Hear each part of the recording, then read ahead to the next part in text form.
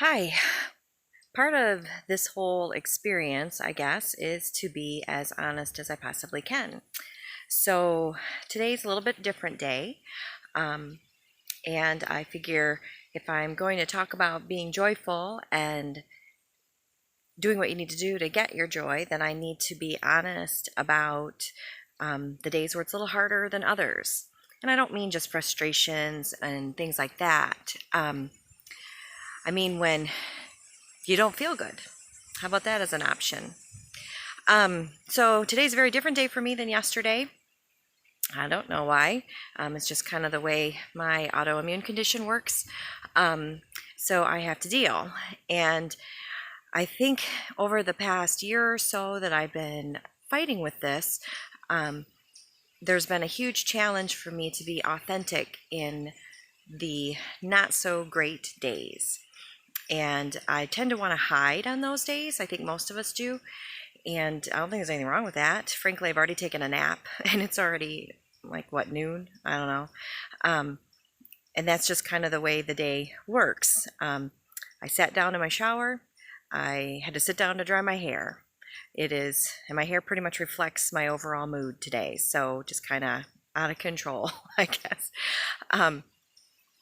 But that is just the beauty of life, I guess. So my challenge that I feel that the Lord has put on me is to be authentic in that. So on the days that I feel good, it's super easy to write a blog and to call my friends and to be encouraging.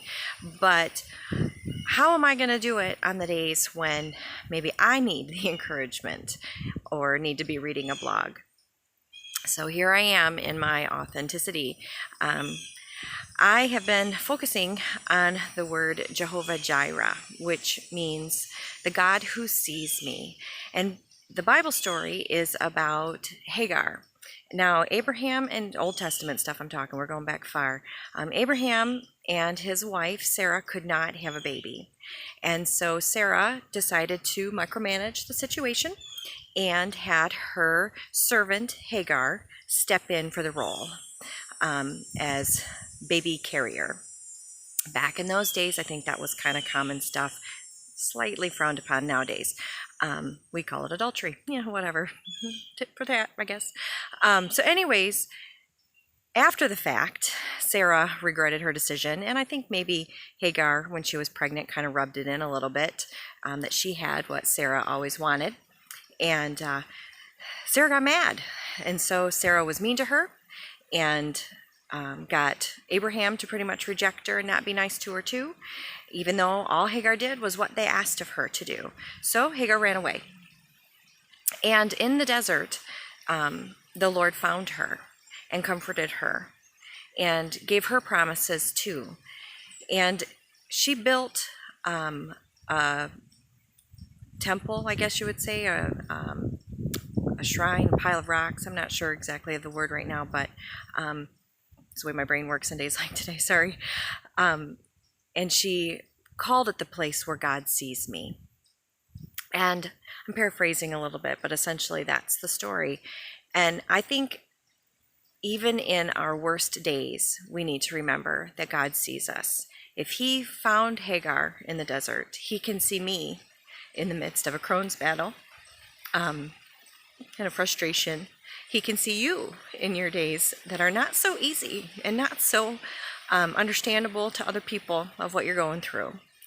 And I need to remember that, and I need to tell people about days like today, I think, because they're hard. And I don't want people to feel sorry for me, because that's not what this is about. This is about what God can do through those days when you'd rather not be seen, maybe, when times of taking care of yourself seems to take too much work and too much effort.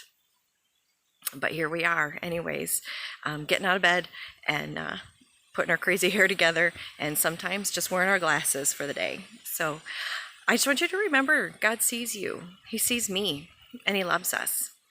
I hope you have a good day.